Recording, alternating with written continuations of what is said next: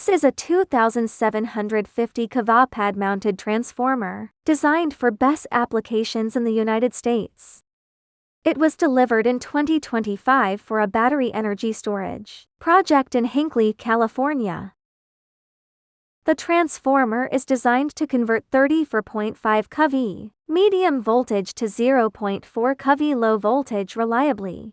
It operates under demanding conditions, including high cycling loads and harsh environments. The unit adopts a delta primary and grounded Y secondary to provide stable three-phase output. Its 7.5% impedance supports effective protection, coordination under high fault levels. The cooling system and winding design are optimized for continuous charge and discharge cycles. FR3 natural ester insulation improves fire safety and environmental performance.